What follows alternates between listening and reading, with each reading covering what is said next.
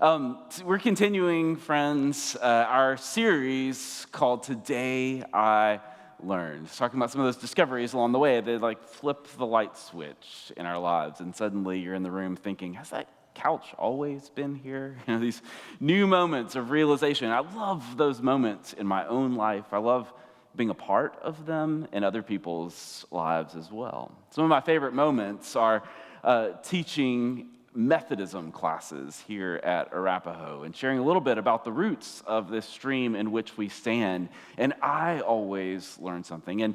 And others, no matter how long you've been a part of this, learn something too. But especially we learn that from the questions of people coming with fresh eyes, because people coming to this tradition, especially after other church experiences, know just how important it is to read the fine print and to ask those questions as you go. And so I learn a lot from that. But one of the questions that I get often is, where does that name Methodist even come from?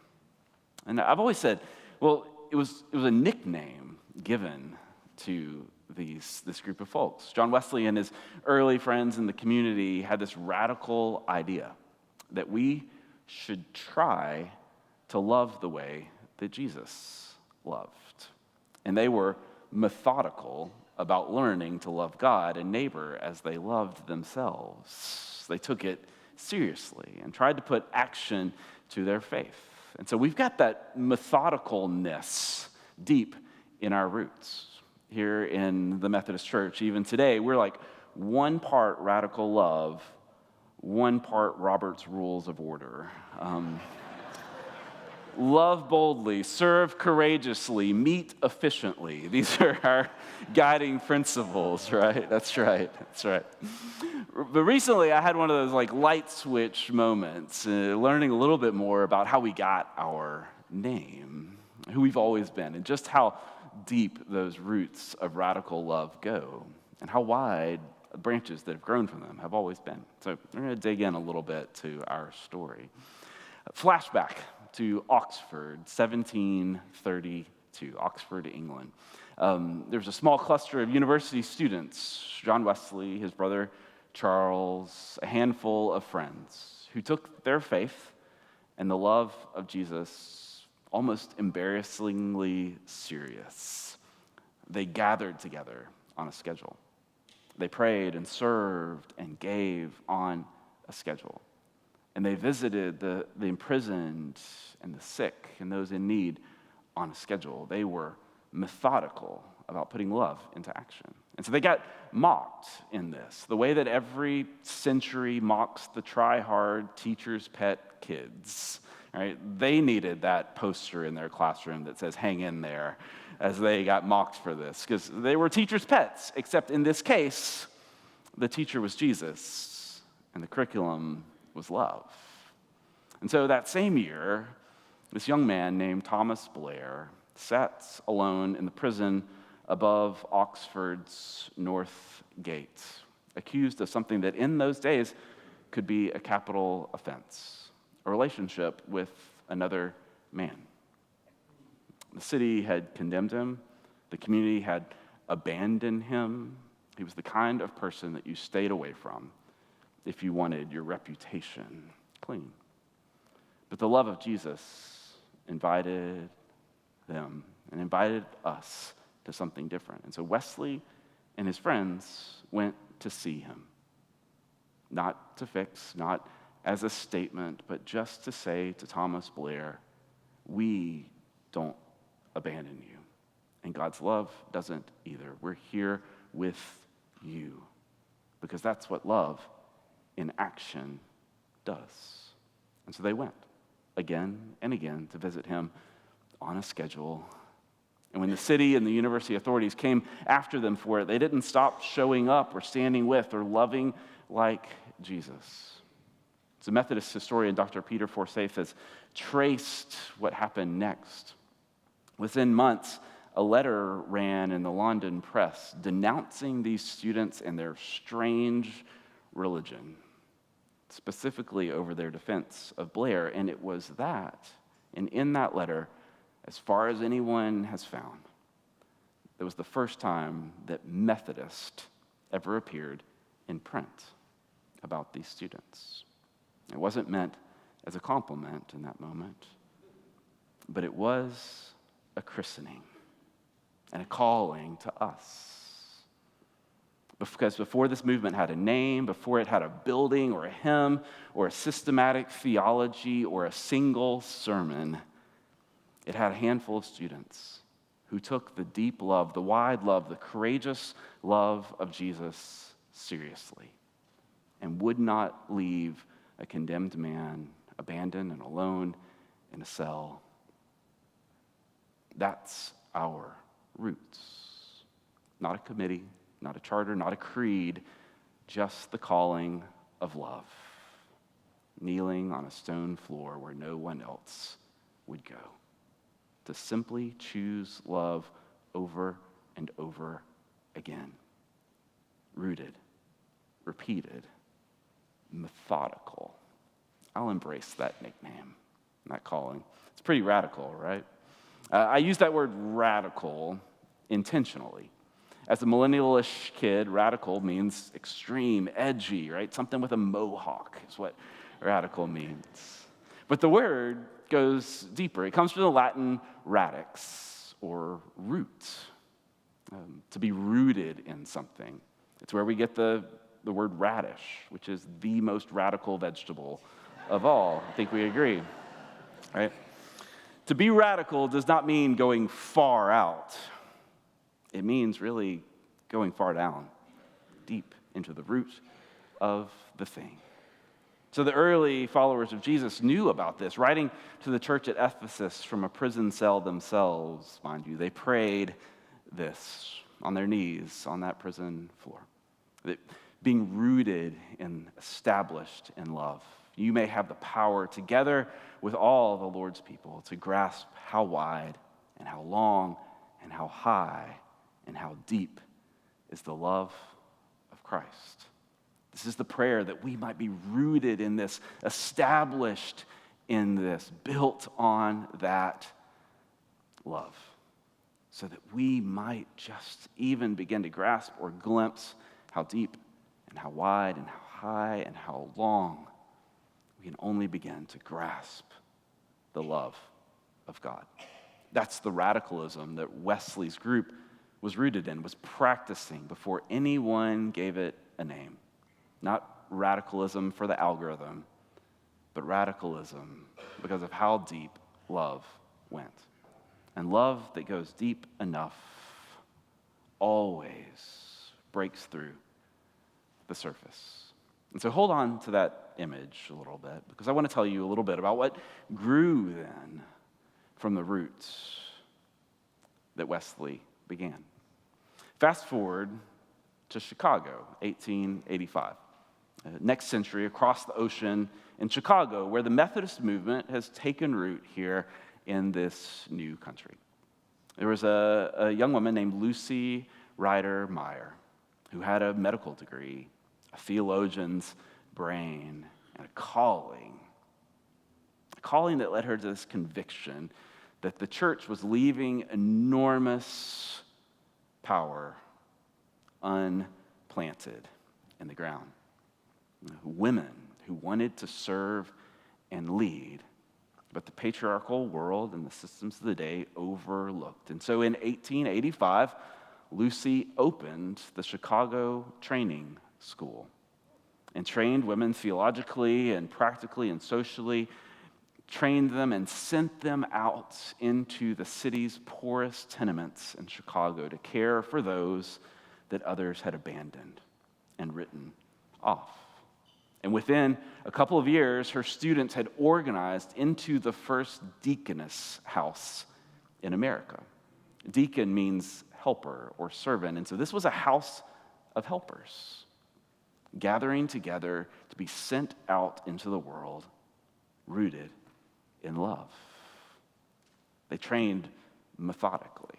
The Chicago Training School students ran health clinics and built settlement houses and taught immigrant families to read. They planted what grew within that love into actual hospitals that they built, including Chicago's Wesley Memorial at that time, now one of now Northwestern Memorial Hospital, one of the nation's top hospitals, and the inspiration for TV's Chicago Hope as well. No George Clooney in this one, but there was Manny Patinkin, and so for all you Broadway heads, that's something for sure, right? So Lucy and her powerful called women did not wait for ordination. They didn't wait for the institution. They just followed compassion and planted their roots deep in love, rooted and established in this wide and deep love of God. And eventually the church went, wow, that's radical and cool, and God is doing something, and created the first kind of ordination pathway, the Order of Deaconesses, in 1888, 3 years after these women had already every single day been doing the work, following love, kneeling on cobblestone streets no one else would travel. They weren't trying to build a religious institution. They were trying to live lives rooted and established in love. And like the deepest roots, it kept growing. And in a couple of weeks, we'll talk a little bit more about how that grew into a place for women in the United Methodist Church. But I want to tell you today about a young pastor who was listening. So in Chicago, around that same time, a young pastor spent time at Hull House, one of those first Chicago settlement houses.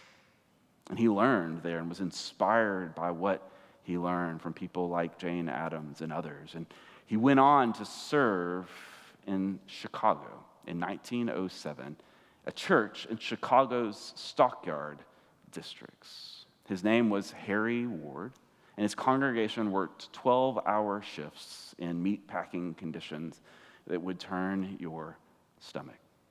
But the longer he stayed and the more he was rooted in relationship with them, the more they turned his heart, and the harder it got for him to preach about a God of justice on Sunday and then watch his people walk back onto those stockyard floors on Monday.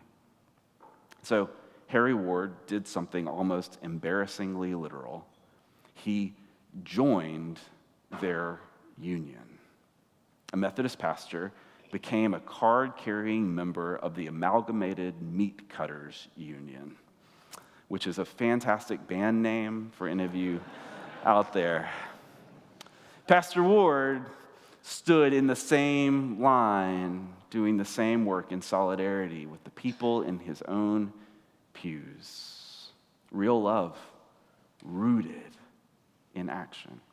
And it grew. In 1907, Ward and a few other Methodist clergy founded the Methodist Federation for Social Service, now the Methodist Federation for Social Action, still in existence today. And just 1 year later, through their leadership, the Methodist Episcopal Church did something no other denomination had done at the time. It adopted an official social creed in 1908. Just 1 year later. That, friends, might be the biggest miracle in this sermon, that within 1 year, things changed.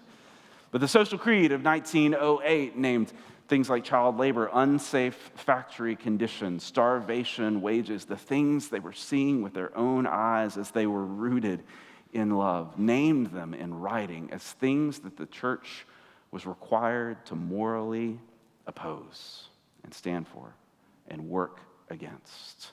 Not a suggestion, a calling, a creed, a movement that didn't begin with a creed, but began with compassion, found its calling in love, and wrote it down, and kneeled down on the cold factory floors to say to those around them, you are not abandoned, you are not forgotten. And the language of that 1908 social creed still shapes our social principles to this day in the United Methodist Church. I'll read this to you. Our involvement is rooted in the gospel imperative to love our neighbors, to do justice, and to care for the vulnerable. It's rooted in that.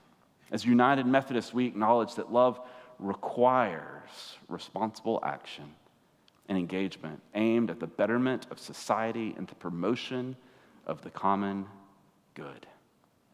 Say our social principles today. That love, planted deep, established in Christ's love. This radical root grew and broke out of the surface into the world, growing like a mustard seed, as Jesus said, giving shelter to all.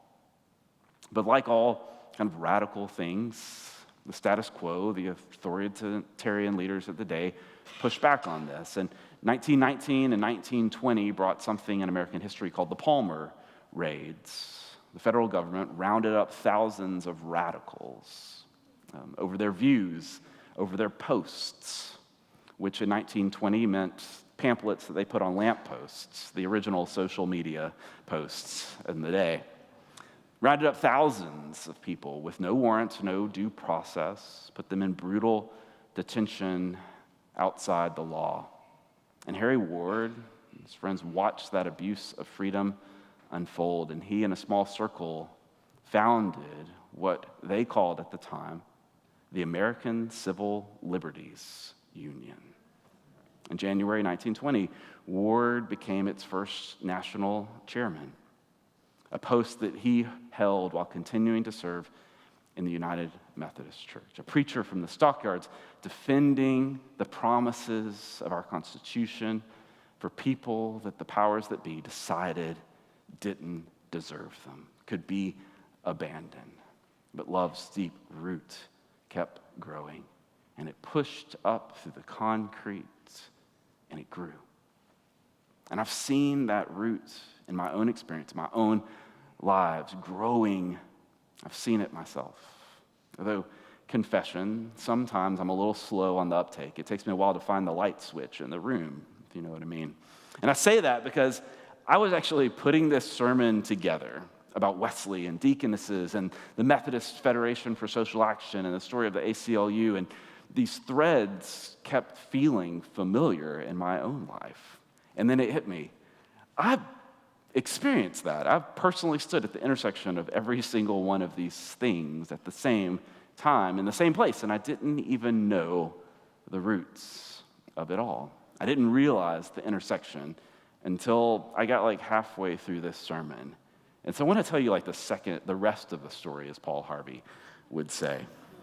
A few years ago, I had an opportunity to go to the border of Texas and Mexico, to Brownsville in 2017.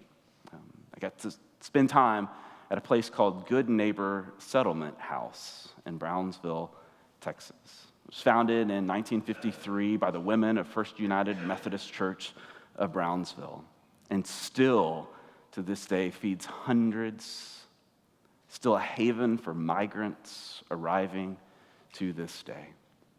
The person who showed me around and hosted me there at Good Neighbor Settlement House is United Methodist deaconess named Cindy Andrade Johnson. She's an amazing person who serves in that very same office and order that Lucy Ryder Myers planted in Chicago. It's still growing to this day. Yeah, Cindy's an amazing force of nature, a force of grace and God's love. Lucy Meyer planted that in different soil 150 years before this, and it was growing and bringing life and shelter in Brownsville. And the rest of my time there in Brownsville was spending time with a program called Courts and Ports, which was a partnership between Texas Impact, our own United Methodist Church, and the Federation for Social Action, our conference here in the Horizon Texas Conference, and the ACLU of Texas that trained us to go into immigration proceedings, take notes, and to spend time, get this, visiting young men detained and abandoned by the world, a world that had already decided they weren't worth defending. And I would sit with these kids as old as those that I'll be going on mission trip with this week and ask them questions in my very rusty Spanish take notes. Questions like, how long have you been detained? 8 meses, 2 años. What their conditions were like, who we needed to notify. I would fill out my forms, and then I'd get a chance to sit with the students once we finished and ask the very few questions that I had left in Spanish. ¿Quién es tu jugador de fútbol favorito? Who's your favorite soccer player? And for a little while, these kids in front of me weren't case numbers. They were kids grinning about football, debating Messi versus Ronaldo. And I was there. 300 years later, in Thomas Blair's cell in South Texas, surrounded by the witness of Wesley and Lucy and Harry and thousands unnamed before me. By my presence, I couldn't root out injustice in that moment, but I could be rooted in love. And we could kneel down on that linoleum floor and listen and let someone know they weren't abandoned by God's love. And let our lives be rooted in love deeper and longer and higher and wider than any of us can comprehend. I thought I was going on a little trip. Turns out I was standing on a family tree that had grown from love's deep roots. And the roots run right through this building here at Arapahoe and through you. Arapahoe has been caring for refugees and immigrants and asylum seekers for over 3 decades, long before I showed up. And it's pushing up new growth even today as we speak. If you subscribe to Pastor Kathy's Journey newsletter, you got to hear from Ellen Meckler. Ellen and Greg and others join along with our partnership with CLEAR DFW, the Clergy Legal Emergency Action and Response Team, outside the Dallas field office every day. Some days meeting families in the very moment that their loved ones have just been detained. Kneeling down, offering a meal, a prayer, a person who will not look away, who says, you are not abandoned by God's love, and you're not abandoned by me and us either. And they do that every morning. Every Monday, our church participates in that, and Ellen Meckler and Greg Meckler show up, whether or not Ellen is a morning person or not. She shows up anyway, not to be a part of a sermon illustration, not to be a part of a great religious institution, but to be a part of rooting our lives in love. And that's what love does. This is what Paul and the early church prayed for you and for me and for us. Not that we'd recite how wide and how deep and how long and how high God's love is, but that we'd begin to grasp it. Let our lives be rooted in it, established in it. Stand on those rootings. Feel it hold in our lives. Let it take root in us and let it grow. Today's sermon could be just a Methodist history lesson, and you know I'm a nerd, and so I love that. But the thing is that not one person in this story was trying to build Methodism. Wesley was just trying to visit a young gay man in a prison cell. Lucy Meyer was trying to train overlooked women for the order of deaconess to serve in the tenements. Harry Ward was trying to stop pretending that he didn't know what was happening in his own neighborhood and congregation. And Ellen and Greg and others are just doing what they can, no matter how early that work comes on Monday morning. The root comes first, but what grows from that is something higher and longer and deeper and wider than we could possibly imagine. Sometimes we think we're showing up to church, but it turns out we're taking our part in an incredible family tree. So what's rooted in your heart? And what would it look like to practice it methodically, just to do something loving, to listen to a neighbor, to stand for a moment from the perspective of others, and to let love bring you all the way down. Let it take root in your heart. Let it be the establishment of your lives, and see what God grows. Because here's the humbling, beautiful part of any of our stories. We never get to see the whole tree that God grows from love's root. Wesley never heard of Chicago, I don't think. Lucy could never imagine Cindy Andrade. Harry Ward never stood on Stemmons or visited Brownsville, but they believed, and they rooted their life in what Paul prayed, what's written in Ephesians, that God's love is higher and wider and deeper and longer than we could ever hope or imagine, and that God is able. So take heart and let love take root in you, and let it grow, friends. Amen.